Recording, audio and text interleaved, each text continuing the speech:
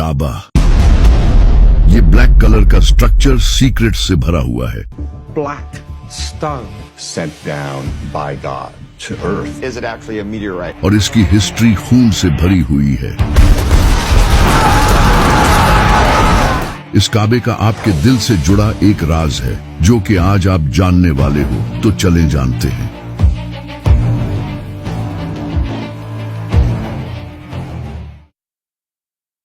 अगर काबा की हिस्ट्री को देखा जाए तो ये हजरत आदम के टाइम की है। काबा को सबसे पहले हजरत इब्राहिम अलैहिस्सलाम ने नहीं बल्कि हजरत आदम ने इबादत करने के लिए बनाया था। लेकिन फिर इसके कई सदियों बाद हजरत नूह अलैहिस्सलाम के टाइम पर पूरी दुनिया में एक बड़ा फ्लड आया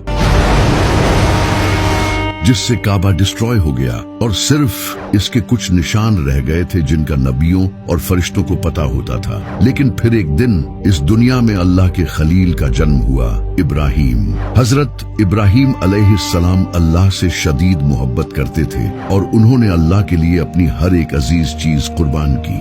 हजरत इब्राहिम अलैहिस्सलाम उस वक्त फिलिस्तीन में रहते थे, तो एक दिन अल्लाह ने हजरत इब्राहिम अलैहिस्सलाम को हुक्म दिया कि वो काबा को तामीर करें। हजरत इब्राहिम अलैहिस्सलाम ने जहां पहले काबा था उसके आसार ढूंढे और वहां काबा बनाना शुरू किया। हजरत इब्राहिम अलैहिस्सलाम ने पास के पहाड़ों से पत्थर उठाकर काबा को बनाना शुरू किया। हजरत इस्माइल अलैहिस्सलाम पत्थर ला रहे थे और हजरत इब्राहिम अलैहिस्सलाम पत्थरों से काबे की दीवारें बना रहे थे। जब काबे की दीवारें बन गई तो हजरत इब्राहिम अलैहिस्सलाम एक बड़े पत्थर पर खड़े हुए। उस पत्थर पर हजरत इब्राहिम अलैहिस्सलाम के मुबारक पैरों के निशान छिप गए। ये पत्थर आज भी काबा के सामने पड़ा है, जिसे मुकामे इब्राहिम कहते हैं। काबा बनने के बाद हजरत जिब्राइल एक सफेद पत्थर लेकर आए जिसे हजरे अस्वद कहते हैं। हजरत इब्राहिम अलैहिस्सलाम ने इसे काबा के कोने में लगा दिया, लेकिन मुसलमानों के गुनाहों की वजह से आज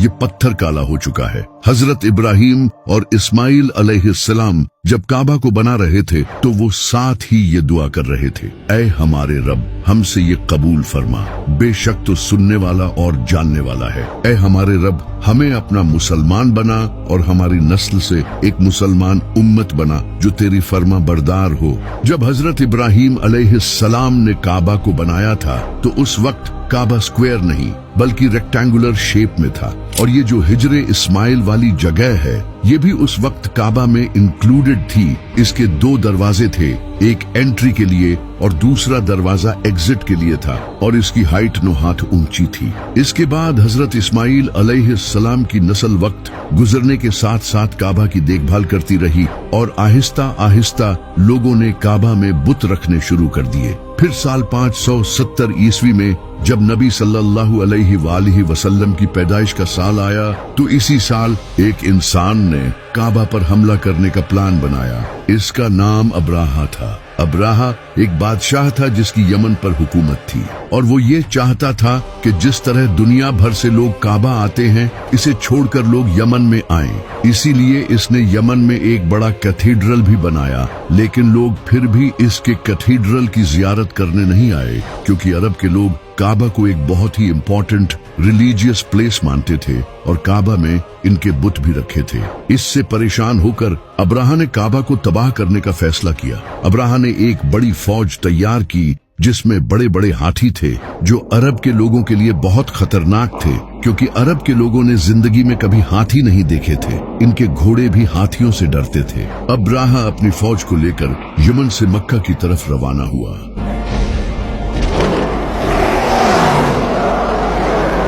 और रास्ते में आने वाले टाउन्स और कबीलों पर कब्जा करता गया। इसी दौरान इसने कुछ ऊंट हथिया लिए, लेकिन इन ऊंटों के मालिक का नाम अब्दुल मुत्तलिब था, जो नबी सल्लल्लाहु अलैहि वसल्लम के दादा थे। जब हजरत अब्दुल मुत्तलिब को इसका पता चला तो वो अब्राहा से मिलने गए और इसके पास जाकर उन्होंने अपने ऊंट वापस मांगे। अब्राहा ये देखकर बहुत हैरान हुआ। इसने जनाबे अब्दुल मुत्तलिब से कहा कि मैं यहाँ तुम्हारे काबा को तबाह करने आया हूँ और तुम्हें अपने ऊंटों की पड़ी है। तो जनाबे अब्दुल मुत्तलिब ने इसे कहा कि मैं इन ऊंटों का मालिक हूँ और इस काबे का मालिक कोई और है। मैं अपने ऊंटों की हिफाजत करूंगा और वो काबा की हिफाजत करेगा। तुम मेरे ऊंट मुझे वापस कर दो। फिर चाहे काबा पर हमला करो। तो अब्राहा ने इनके ऊंट इन्हें वापस कर दिए और वो वापस मक्का चले गए। वहां जाकर वो काबा के पास गए और इसके दरवाजे को पकड़कर कहा, आए अल्लाह, एक इंसान भी अपने घर की हिफाजत करता है तो तू भी अपने घर की हिफाजत कर। خانه توست و ما همه عیال. इसके बाद अब